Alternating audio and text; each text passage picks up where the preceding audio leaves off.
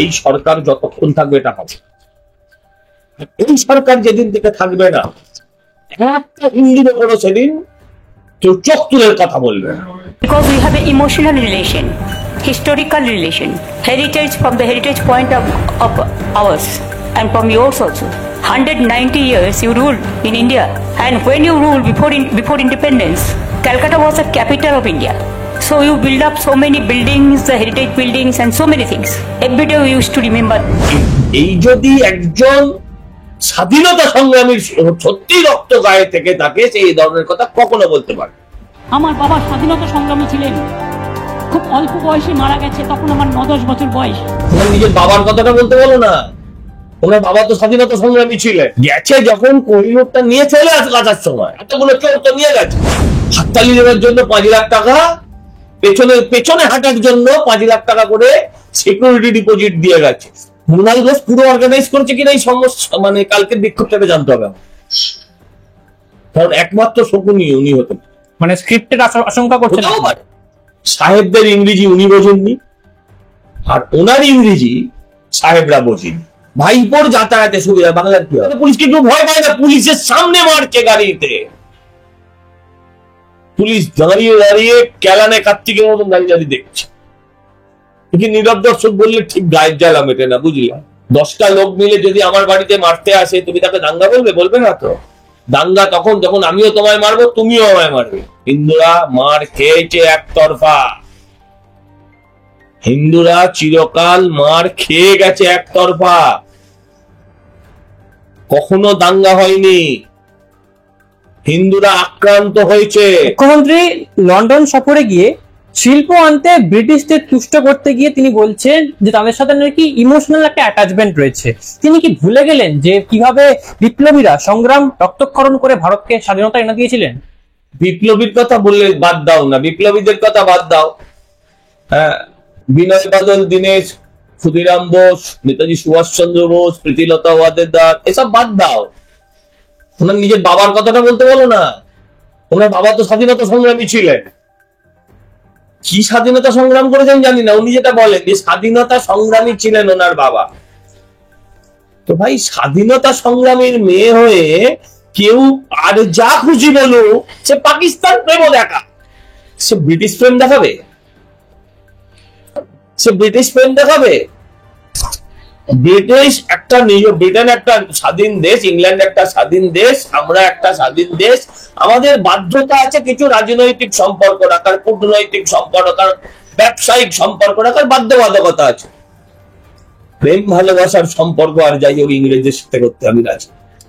কিন্তু মুখ্যমন্ত্রী বললেন যে আমাদের এখানে কলকাতায় বড় বড় বাড়ি তৈরি করেছে। আরে ওর কি ইস্ট ইন্ডিয়া কোম্পানির বাপের টাকায় বাড়ি বানিয়েছে? আমাদের মেরে, আমাদের লুটে, আমাদের সমস্ত শোষণ করে। আরে যে গেছে যখন কোহিনুরটা নিয়ে আসুক না, গেছে যখন কোহিনুরটা নিয়ে চলে আসার সময় এতগুলো চোর তো নিয়ে গেছে, কোহিনুর টানতে পারছে না। মানে বললাম তো, এই যদি একজন স্বাধীনতা সংগ্রামীর সত্যি রক্ত গায়ে থেকে থাকে, সেই ধরনের কথা কখনো বলতে পারে। মুখ্যমন্ত্রী তার ভাষণে বলছেন তিনি নাকি সরকারের থেকে 1 টাকাও নেন না, তার বই রয়্যালটি ও ছবি আঁকা থেকে তিনি রোজগার করেন। বই কোথাও কেউ পড়ছে দেখছো? কোথাও কেউ পড়েছে দেখছো? হ্যাঁ, ওনার বই বহু তৃণমূল নেতাকে কিনতে হয়েছে। আমি বলেছি যে তৃণমূলের যারা এসব চুরি চামারি করেছে না, যারা এসব পয়সা মেরেছে, যারা চুরি করেছে, যারা লোকের ধন সম্পত্তি নিয়েছে, তাদের ধরে ওনার ওই এপাং ওপাং ঝপাং কবিতাটা পুরো পড়াও।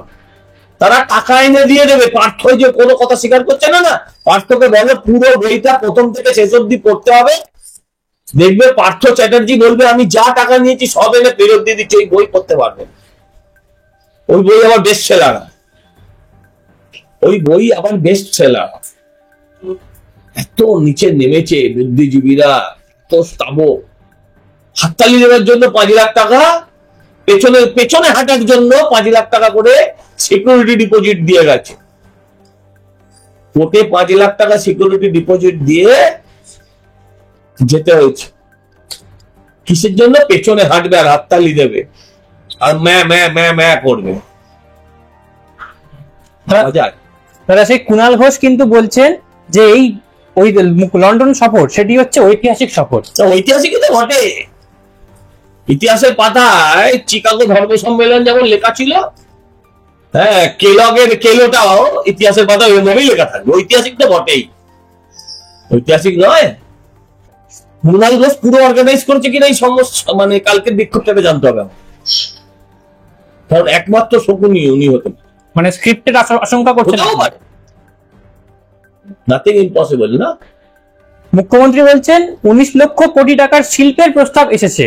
শিল্পের তার মধ্যে 14 লক্ষ কোটি টাকা ইতিমধ্যে শুরু হয়ে গিয়েছে। 14 লক্ষ কোটি টাকা কি শিল্প শুরু হয়ে গেছে। আমি জানি না পাগলের ডাক্তার কোথায় ভালো থাকে, লন্ডনে না কলকাতায়, আমি এটা বলতে পারবো। গতকাল ভারতবর্ষ বিশ্বের অর্থনীতিতে যখন বলা হচ্ছিল প্রথম স্থানে উঠে আসতে পারে, তখন মুখ্যমন্ত্রী পারে নয়, উঠে বললো যে আপনারা প্রভূত উন্নতি করেছেন, আমরা এখন ষষ্ঠ, আপনারা এখন পঞ্চম, আগামী কয়েক বছরের মধ্যে 3 নম্বরে চলে আসবেন, তারপর 2026 সালে আপনি 1 নম্বর হবে, 2060 সালে আপনি 1 নম্বর হয়ে যাবে। মুখ্যমন্ত্রী তা মানতেই নারাজ, বললেন ওই বেক টু ডেফার। মানে একটা ইংরেজের কাছে, সেই ইংরেজরা অত্যন্ত, মানে ওদের একটা নিজস্ব দাম্ভিকতা আছে, ওরা স্নব, ওরা অনেক নাকুচু জাত। তারা সারেন্ডার করছে যে আমরা পিছনে, তুমি আগে, তুমি সামনের দিন আরো আগে যাবে, তারপর 1 নম্বর হয়ে যাবে। এটা কি দেশ বিরোধী? তখন কি মোদী প্রধানমন্ত্রী থাকবে না? 2060 সালে মমতা ব্যানার্জি কি কেমন থাকবে সেটা আমি বলতে পারছি না, না থাকার সম্ভাবনা বেশি, মুখ্যমন্ত্রী থাকার তো সম্ভাবনাই নেই। তাহলে সেই 60 সালে কি হবে সেটাতেও উনি বললে পরে যদি ক্রেডিট গোস টু মোদি হয়ে যায়, সেই আতঙ্কে বলতে পারলেন না দেশের মান-ইজ্জত তার কাছে বড় কথা নয়, দেশের সম্মান ওনার কাছে বড় কথা নয়। মুশকিল হচ্ছে ওখানে এগোচ্ছে বললে মোদি এগিয়ে দিচ্ছে, এরা যার বলতে পারবে না। আরে কমসে কম বলতে পারতেন তো। প্রথমত হচ্ছে একটা সুবিধা ছিল, সাহেবদের ইংরেজি উনি বোঝেননি, আর ওনার ইংরেজি সাহেবরা বোঝেনি। উনি যদি বাংলায় পরিষ্কার বলে দিতেন ভারত আবার জগৎ সবাই শ্রেষ্ঠ আসন লবে, ইংরেজিরা কিছু বুঝতে পারতো না, আমরা আবার ঝামেলা বুঝিয়ে যেতাম, তাহলে ঝামেলা হতো না। তারপর বলতো কুণাল ইংরেজি করে বুঝিয়ে, ও কুণাল নামটা বলা ভুল হলো, আর কে আছে বলো না, তুমি এটা ইংরেজি করে বুঝিয়ে দাও। সে পরে যা পারতো বোঝাতো। সৌরভ গঙ্গোপাধ্যায়ও গিয়েছেন, তাহলে বলতো সৌরভ তুমি ইংরেজি করে বুঝিয়ে দিও। এটা কি দেশ বিরোধিতা নয়? 100%। এটা দেশ বিরোধিতা ছাড়া কিছু নয়, এটা দেশ বিরোধিতা ছাড়া কিছু নয়। দেশের উন্নয়ন কেমন হচ্ছে, দেশের ডেভেলপমেন্ট কেমন হচ্ছে সেটা উনি বলতে রাজি হলেন না। কি বললেন, ওয়ার্ল্ড লাইফ সিচুয়েশন এই সেই, তুমিও এগো আমিও এগোই, মানে কি? ব্রিটিশ এয়ারওয়েজকে লন্ডন থেকে কলকাতায় সরাসরি বিমান চালানোর জন্য ভাইপোর যাতায়াতে সুবিধা হবে, আর বাংলার কি হবে তাতে করে? ভাইপোর যাতায়াতে সুবিধা, বাংলার কি হবে? কুণাল ঘোষ বলেছে 12 বার গেছে, এর আগের দিন কথা বলছিল 14 বার হবে, বাংলার তাতে কি লাভ হবে? আপনারা বলুন না, বাংলার কি লাভ হবে? উনি বলছেন শিল্পপতিদের আসতে সুবিধা হবে সরাসরি। ভারতবর্ষের শিল্পপতি ধরে আনু আগে, ওই বিজিবিএসে শিল্পপতি হয়ে যারা এসেছিল তারা সব ওই কুম্ভের মেলায় নিন্দাতন বেচেছে, কুম্ভের মেলায় নিন্দাতন বেচে যে টাকা রোজগার করেছে তাতে সারা পশ্চিমবঙ্গে এসে শিল্পপতি হয়ে গেছে। সম্প্রতি মালদহে দেখা যাচ্ছে, মালদহের মোথাবাড়িতে হিন্দুদের উপর আক্রমণ করা হচ্ছে, বাড়িঘর ভেঙে দেওয়া হচ্ছে, কি বলবেন? নতুন না, কিন্তু সর্বত্রই হচ্ছে। কোথায় হচ্ছে না? দোলের পরে হয়েছে বীরভূমে, মালদায় হয়েছে। এই সরকার যতক্ষণ থাকবে এটা হবে। এই সরকার যেদিন থেকে থাকবে না, একটা হিন্দুর উপর সেদিন কেউ চোখ তুলে কথা বলবে না। এটাও নয় যে হিন্দুরা মুসলমানদের ঘর ভাঙবে, সবাই আইনের শাসনে থাকবে। আইনকে ভয় পাবে। ভয় ছাড়া ভক্তি আসে না, ভয় ছাড়া ভক্তির জন্ম হয় না। এটা মাথায় নিতে হবে। এখানে পুলিশকে কেউ ভয় পায় না, পুলিশের সামনে মারছে গাড়িতে, পুলিশ দাঁড়িয়ে দাঁড়িয়ে ক্যালানে কার্তিকের মতন গাড়ি দাঁড়িয়ে দেখছে। কি নীরব দর্শক বললে ঠিক গায়ের জ্বালা মেটে না, বুঝলে? আমি তো জ্ঞানতই বললাম যে শব্দটা ব্যবহার, মুখ ফসকে বেরিয়ে যাওয়া কথা। ওরা বিচারও করছে না গাড়ির ড্রাইভারটা হিন্দু না মুসলমান। মোথাবাড়ি অঞ্চলে হিন্দু খুব কম, মেজরিটি মুসলমান, মেজরিটি মানে 80% মুসলমান। তো যে গাড়িটা রাস্তা দিয়ে যাচ্ছে ওরা হিসেব করেও দেখছে না যে গাড়ির ড্রাইভারটা হিন্দু না মুসলমান। সাম্প্রদায়িকভাবে আক্রান্ত যখন হিন্দুরা হচ্ছে, পুলিশ প্রশাসন কি আর কোনো ব্যবস্থাই নেবে না তাহলে? আমি তোমায় বলি, শোনো, এই যে আমরা বলি না যে পশ্চিমবঙ্গে অমুক দিন দাঙ্গা হয়েছে, অমুক সালে দাঙ্গা, পশ্চিমবঙ্গে কোনো দাঙ্গা হয়নি। পশ্চিমবঙ্গে আজ অব্দি, গতকাল শেষ মালদা অব্দি, পশ্চিমবঙ্গে সেই স্বাধীনতা উত্তর যুগ থেকে আজ অব্দি কখনো দাঙ্গা হয়নি। দাঙ্গা মানে কি? দাঙ্গা মানে কি? 10টা লোক মিলে যদি আমার বাড়িতে মারতে আসে, তুমি তাকে দাঙ্গা বলবে? বলবে না তো। দাঙ্গা তখন যখন আমিও তোমায় মারবো, তুমিও আমায় মারবে। হিন্দুরা মার খেয়েছে একতরফা, হিন্দুরা চিরকাল মার খেয়ে গেছে একতরফা,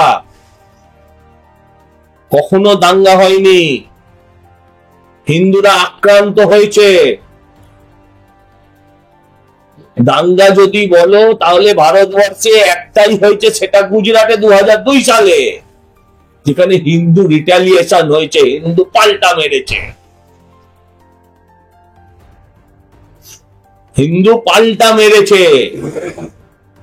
আর ভারতবর্ষে বাকি সব দাঙ্গায় হিন্দুই মরেছে।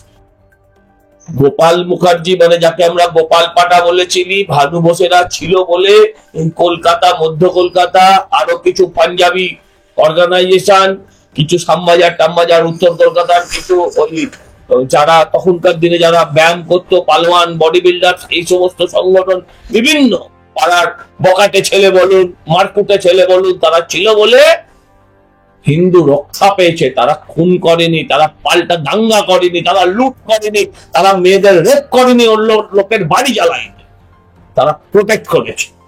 প্রতিহত করতে গেলে যতটুকু করতে হয় সেটা তো করতেই হবে।